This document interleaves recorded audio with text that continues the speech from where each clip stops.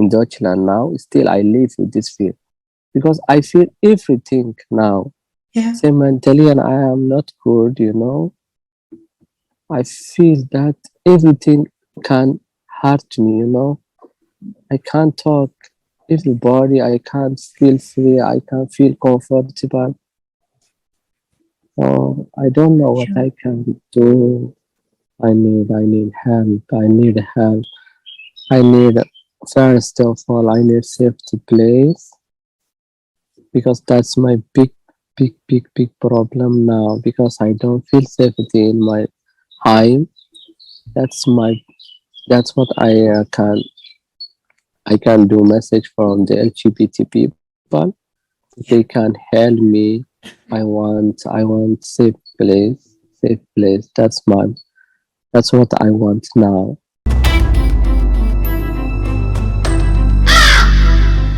Hey, could you introduce yourself, please? Yes, Sharmaake. I come from Somalia. I'm 26 years old, and I'm 20 years old.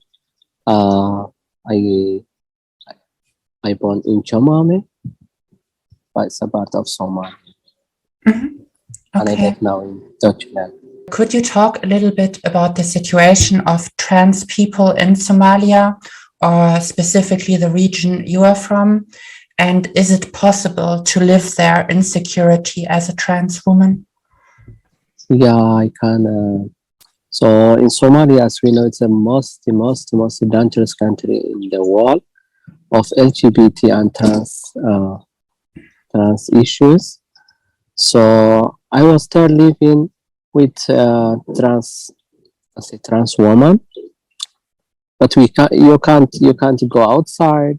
You can't wear clothes, women clothes. You can't. But inside the house, you can pretend as a trans woman, not outside. It's not good for your self security. Yeah. Because they will kill you in the street. No one can stop his hand. All of them, they are killing you. All Somalia, because it's 100% they are Muslim, and there's no legal for LGBT things in Somalia as well. So my situation in Somalia, when I was in Somalia, I was like to be a woman, but not outside. Yeah. Just I have friends, gay and trans. So we meet a friend his house because his mother knows that he's gay, and she is the only one she have, and she loves him a lot. Yeah. So we go there. We enjoy there because he's there. We wear the women clothes there. We make fun, but I don't feel that I can feel comfortable about my situation in Somalia. Are there cases known of people being arrested, like trans women being arrested for wearing women's clothes outside? Yeah. We have a cultural dress in Somalia. We wear that only, but inside the room, not outside. They are gay, they are trans, we are mixed. Almost we are 17 person in one room, We make a little bit party because our life was secret. Everything will be secret. You can't do anything with comfortable, because about my situation. Every person after his situation to be arrested, to be killed, to be go to the jail. There's a lot of things in Somalia. There's too much problem. The first one, when the first person arrested, I leave the country. Then they arrested 6 of them because now they are 13 person in a jail. Every person have 13 years, will be 13 years in a jail.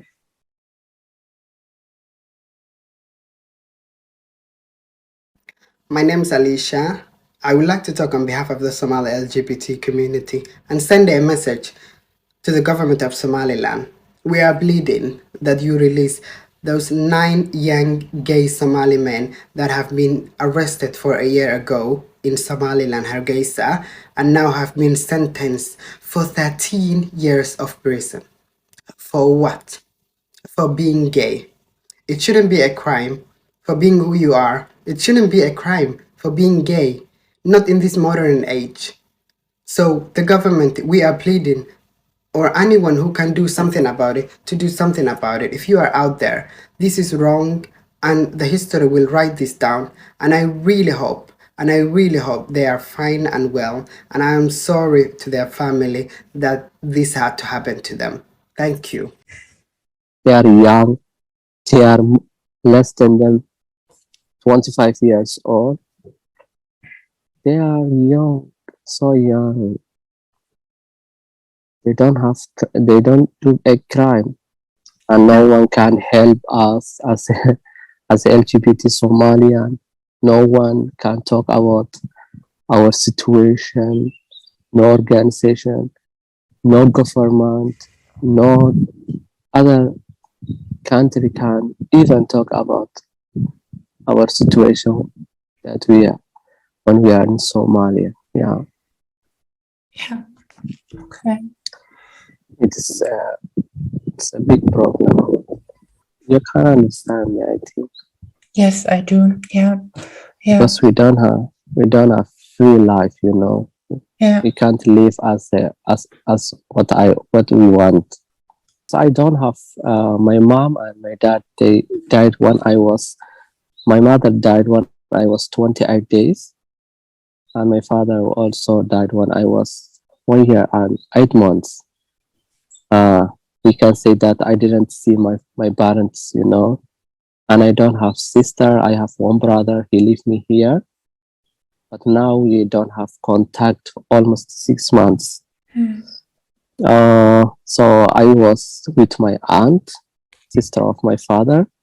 She was with me. She when my father died, she took me, but she don't have children.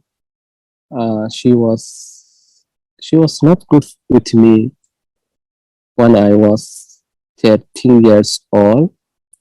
I lost my virginity because one of my neighbor, he raped me, So when I tell my problem, she killed me, she abused me, she told me something not good for me, She was not good for me. Then I go that place with my friends. Then I think she know everything. She know that I am LGBT, part of LGBT, and I told my story. I told him that this man he's raped me. This man do me not good things with me because I got his house because my auntie tell me to take something in his house.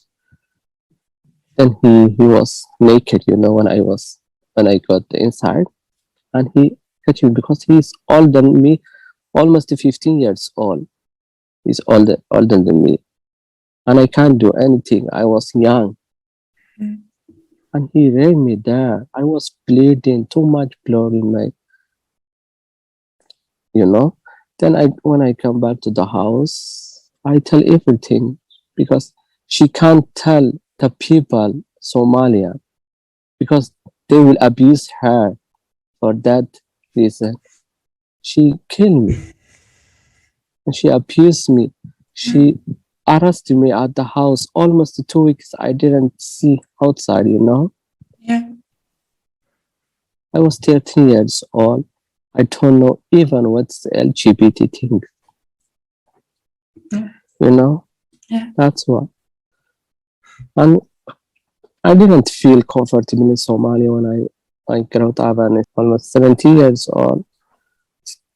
I was go that house just to have a fun with my friends and come back to my auntie house. Now other things I can do in Somalia because We don't have clubs. You can't go another place. You can't feel comfortable as we do now in Deutschland or another Europe country, you know. Yeah.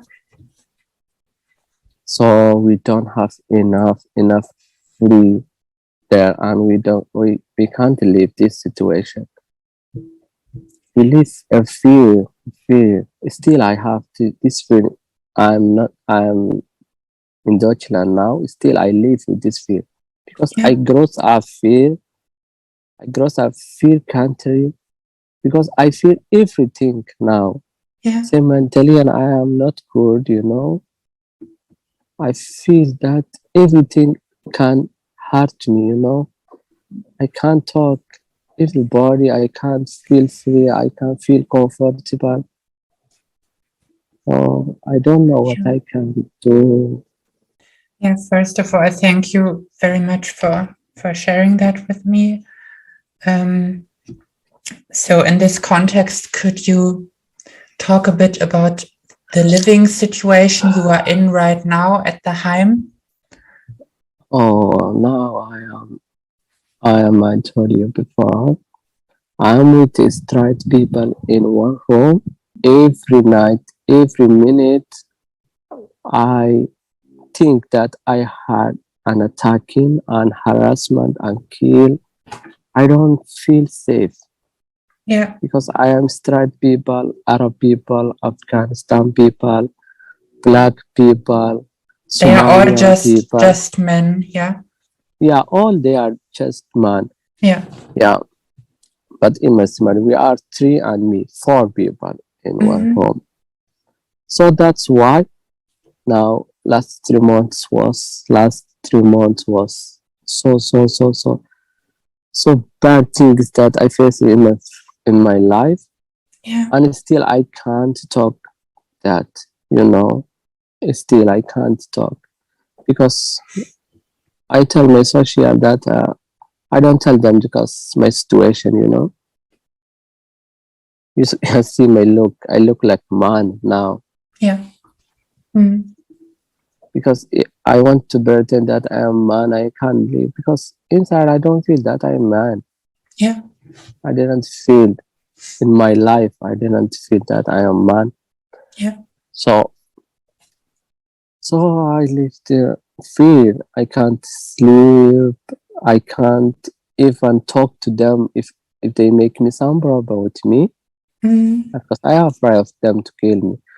Sometimes I go to my friend, one Jamaican friend in Gießen. I stay with him because he know my situation, and I tell him we meet on gay apps. We meet him. yeah, So he live alone. So I spend my time to his house because I afraid if someone knows my identity that make me something not good for me because I don't feel self security, you know. That's yeah, why I don't stay enough time. Even now I come back to the school. I didn't go directly to the high. I wanted to stay in the bar in the I want to sit there because I want to kill the time. yes, I see. Yeah, yeah. So So the past 3 months you've been living yeah. in that situation, yeah. Was that like directly after you came to Germany? You came into that time, or were you somewhere else before? No. I was living in Gießen Mhm. for 3 months. Then they transferred me to Darmstadt for 2 months. Then they transferred me here because Darmstadt I had a problem. Mhm. There's a 2 man from Morocco and one Somalian. They harass me there. They want to rape me. They are using power. They are drug dealer because he showed me. He see me when I was in. There's a common toilets outside because everyone has not his own toilet in his room. They are common that Yeah. everybody can use. They it was midnight at the night. I was taking douche, shower, and they are here. So Moroccan guys. So they went because I shot one man from Afghanistan. He's part of security there. He heard me my shouting, so he come and they told me that if I tell them they will kill me. They are drugs, so I afraid. I didn't tell them. Then they get a transfer and I don't see them after that. After a few days, they get transfer for another state, another place. So I feel comfortable little bit. Then there's a Somalian man come and he harassed me too because he was leaving me with me. You are four also there. Yeah. So what was the first result of applying for asylum in Germany? Yeah, because that time I come here and I meet my brother because I didn't see him for 10 years. He was the only person that I know him here. And I didn't know another body. So he's here in Frankfurt. He lived there. He make me asylum because the person that talked to the bank is not me. My fear situation is what I am talking about now to you. Yeah. Because I was afraid and I didn't tell him the reality because I was thinking that if I tell them that my situation, that he must know what I am. Also, I was afraid in the translation because they're my community. Because they are talkative people. Yeah. They are talkative people. If they know you something, little bit things that they will tell everybody because we see some Somalian boy that he decided to the bank that he's a trans and he lived there. And I thought to myself, that's my big problem. And also my brother, I was thinking that he was knowing know something about me because we didn't talk for 6 months. Yeah. It was last year when he cut his relationship about me. We didn't see each other and talk other for 6 months. So now I need safety. My big issue that I need it's a safety because I don't live a safety. Safety life is still. Yeah. Yeah. Could you? Oh no, you have actually already answered that, where you couldn't say that you are trans in the interview. So my next question would be, are there any psychologists working at the Heim or any people who you could safely come out to? No, we don't have any other psychology in our Heim because our Heim is a small place, small state near Hanau. We don't have even households.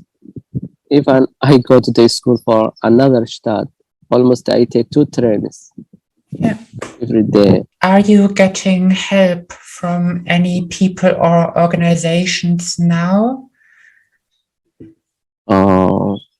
I go to the Frankfurt Rambo refugee in Frankfurt when I get my negative asylum from the prison because I meet people when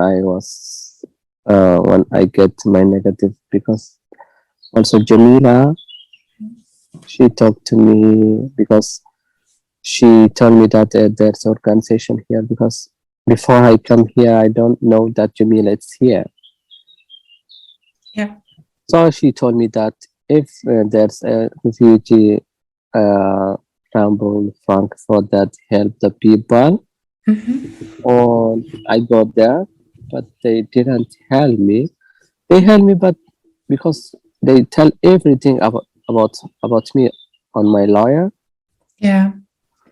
They send him an email from an Rambo refugee in Frankfurt, because now my lawyer knows everything and she wants to fix my case from the court, and we are still waiting for answer from the court. Yeah. They help me that only, but I told him that I want, now my big problem is I want to live safety. I have to get transfer for the safety house in Frankfurt for LGBT. But he told me that's difficult. That's difficult because in my case, the case is so difficult to change.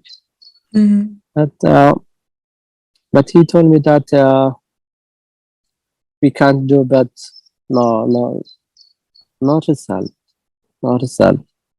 And I go every day, every week on Tuesday. There's a meeting in Frankfurt from 7 o'clock to 9. Every day I go and I ask the Master Mark, he's responsible for social worker in Frankfurt refugee, Rambo refugee in Frankfurt. But I don't get any result from them. So you have again applied for asylum now, as I understand it, and you are trying it for a second time. And are you going to tell people then that you are trans? Yeah. And you are. Okay. I asked because my lawyer, she told me that she will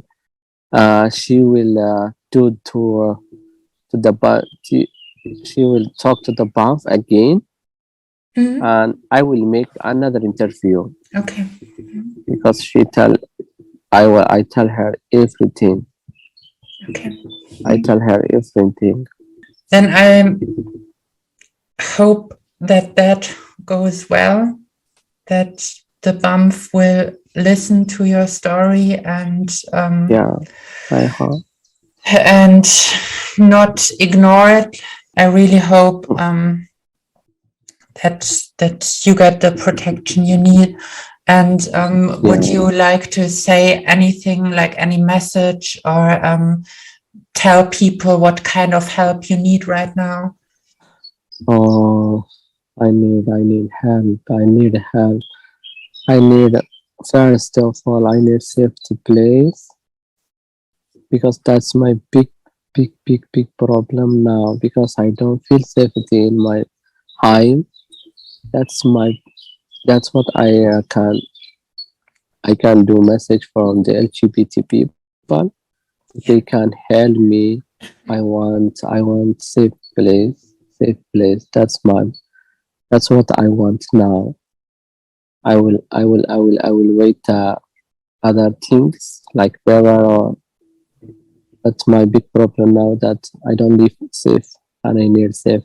So I request from the LGBT people, if they hear my voice, that I am trans woman from Somalia, and everybody knows that the problem Somalia from LGBT people. And I don't have safety in here in Deutschland, so I need a safety. I need safety. That's what I am saying for the LGBT people. Okay. Thank you very much. You are welcome, Juliana.